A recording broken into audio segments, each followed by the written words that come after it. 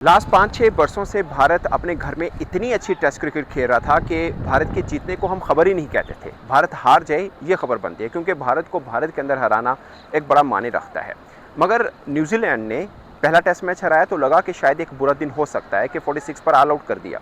मगर दूसरे test match में भी न्यूजीलैंड के बैटर्स और बॉलर्स दोनों पूरी तरह से बर्तरी लेके बैठे हुए हैं इंडिया के खिलाफ। अगरचे इंडिया मैच से बाहर नहीं हुआ, साफ है कि उनको अपने दूसरे एंड के ऊपर बैटिंग अच्छी करनी पड़ेगी और अभी उनको आउट भी जल्दी से करना पड़ेगा, क्योंकि 300 से ऊपर की बढ़त वो ले चुके हैं। और अगर 50 रन के ऊपर पूरी टीम को वापस भेज देते हैं, 350 रन चेस करते हैं। आई डोंट नो कि इस पिच के ऊपर 350 रन चेस करना कोई आसान काम तो नहीं होगा, मगर इंडियन बैटिंग लाइन जिसके अंदर रोहित शर्मा है, जिसमें विराट कोहली हैं, शुभमन गिल हैं, जायसवाल हैं, सरफराज हैं, ऋषभ पंत हैं और दो बेस्ट ऑलराउंडर अश्विन और जडेजा हैं, उनमें ये खूबी तो है कि ये रन चेस कर सकते हैं और किसी भी तरह से पलट कर वार करने की अहलियत इंडिया के अंदर ज़रूर है, इसमें कोई शक नहीं है। मगर कोई ये भरोसा नहीं कर रहा था कि न्यूजीलैंड इंडिया के खिलाफ इंडिया के अंदर इतनी अच्छी क्रिकेट खेलेगा। दूसरी तरफ पाकिस्तान के ऊपर आए तो पाकिस्तान एक आप कह सकते हैं 170 प्लस के ऊपर 7 आउट थे और उसके बाद पाकिस्तान के सऊद शकील ने, साजिद खान ने उससे बढ़ के नुमान अली ने जहां पर पार्टनरशिप लगाई सऊद शकील के साथ, वो बहुत खास थी। और साजिद खान के नीचे से 48 नॉट आउट जो उन्होंने बैटिंग की, वो अपने आप के अंदर एक मिसाल है। और जिसे बोलते हैं ना, फाइटिंग स्पिरिट नज़र आया बाबों के अंदर, क्योंकि जो नुमान अली हैं, बहुत कम शायद लोग जानते हो कि पाकिस्तान के जो former chief selector Mohammad Wasim हैं, उनके साथ खेलते रहे हैं।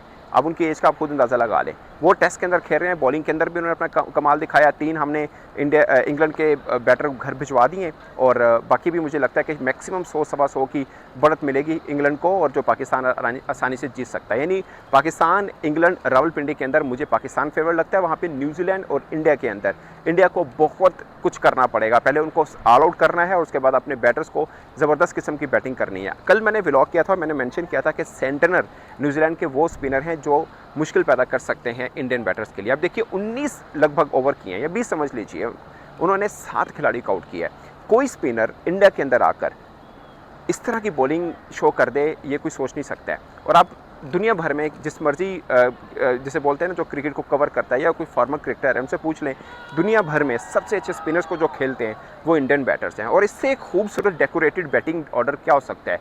जायसवाल, रोहित शर्मा, विराट कोहली, ऋषभ पंत, इससे बड़ा सरफराज जो उनके डोमेस्टिक के एक मेन बैटर हैं, इससे बड़ा बैटिंग ऑर्डर और क्या हो सकता है किसी के लिए? साफ है कि न्यूजीलैंड जो स्पिनर हैं उन्होंने अच्छी खासी मेहनत की, खासकर सेंटनर ने मेहनत की। और एक और बात जो इग्नोर नहीं की जा सकती वो है न्यूजीलैंड की बैटिंग। उन्होंने पहली इनिंग में भी बेहतर बैटिंग की, उससे पहले मैच में भी बेहतर बैटिंग की है। और आप इंडियन बैटिंग को देखें तो दूसरी इनिंग में भी उनकी बैटिंग ओवरऑल बुरी नहीं रही है, अगरचे थोड़ा घबराए हुए वो भी वहाँ पर नजर आए। मगर एक चीज़ कि फास्ट बॉलर्स के लिए अगरचे वहाँ पे नहीं मिल रहा, मगर मैं सोच रहा हूँ कि अश्विन, अगरचे ओवरऑल अच्छी बॉलिंग रही, इसमें कोई शक नहीं है, मगर आप देखें 17 के ओवर उन्होंने भी कर ली हैं।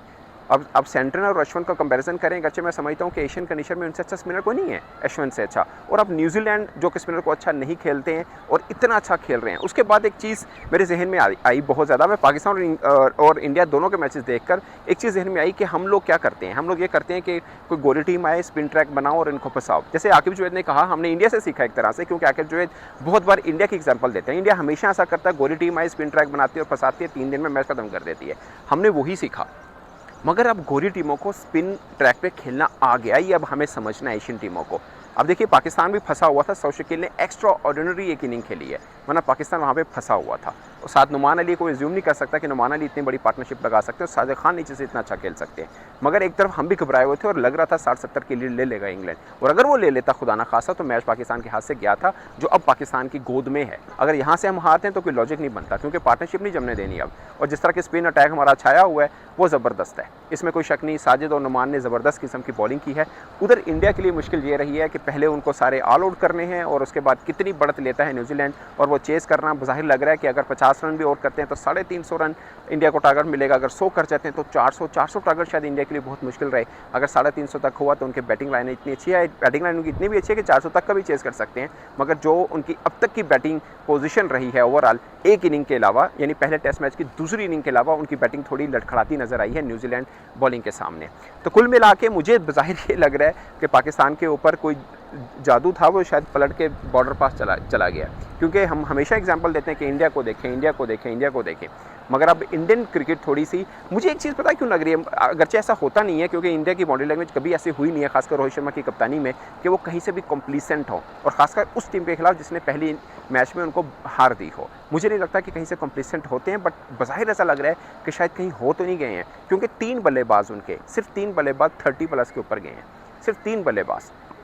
तो मतलब इस सीरीज़ शुरू होने से पहले मैं सोच रहा था कि New Zealand versus India boring series है। यकीन माने, मैंने शायद कई व्लॉग में भी जिक्र किया, अगर आप लोगों ने देखे हो, मुझे लग रहा था कि बोरिंग सीरीज़ है, इसमें कुछ नहीं मिलना, मगर न्यूजीलैंड ने कमाल किया। आप न्यूजीलैंड और इंग्लैंड दोनों टीमों को रखें, मैं रैंकिंग की बात नहीं कर रहा, वैसे आप रखें तो शायद आपको इंग्लैंड को थोड़ा एडवांटेज देना पड़े कि इंग्लैंड टीम बेहतर है। देखिए पाकिस्तान के खिलाफ 800 रन भी किए, आपको साफ बेसबॉल और ये वो सब था, वो तो शुक्र है हमें थोड़ी अकल आई है कि हमने स्पिन ट्रैक बनाया और थोड़ा फंसा लिया। स्पिन ट्रैक भी ज़बरदस्त किस्म का बनाया, पहले दिन से ही बॉल ठीक ठाक किस्म का टर्न हो रहा है, और इधर इंडिया जहाँ पे खेल रहा है वहाँ पे भी अच्छा खासा टर्न हो रहा है। मगर न्यूजीलैंड बैटर, खासकर कॉनवे, अगरचे दूसरी इनिंग में अच्छा नहीं खेले हैं, मगर आप देखिए कॉनवे, रचन उनका अच्छा खेलते हैं। बट इंडिया के लिए एक चीज़ अच्छी है, वो है लॉथम का आउट होना, क्योंकि टेस्ट जो प्योर टेस्ट तरह का खेलते हैं वो लॉथम ही खेलते हैं, बिल्कुल जिसे कहते हैं ना मंजा डा के खेल देने, बट वो आउट हो चुके हैं। हमें सुंदर ने ओवरऑल अच्छी बॉलिंग की है, मगर इंडिया के लिए कड़ा इम्तिहान है, और वो जो एक लेगेसी रखते हैं कि वो कहीं से भी पलट के वार कर सकते हैं, ये उनके लिए एक कड़ा इम्तिहान है, और साबित करने को अगेन अगरचे बहुत बार साबित किया है, मगर एक और उनके लिए एक इम्तिहान है कि इस बार भी साबित करें, और साबित करें कि वो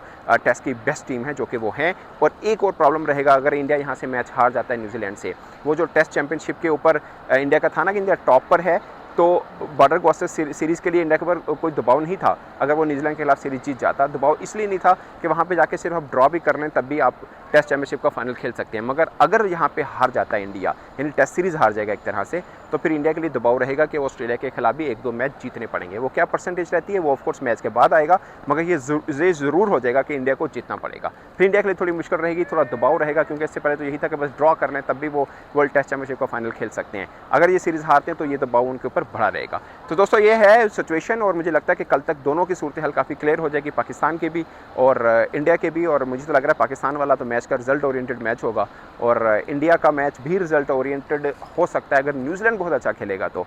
बट इंडिया वाला चांसेस कम है, बट पाकिस्तान का मैच का कल रिजल्ट ज़रूर आ पाएगा।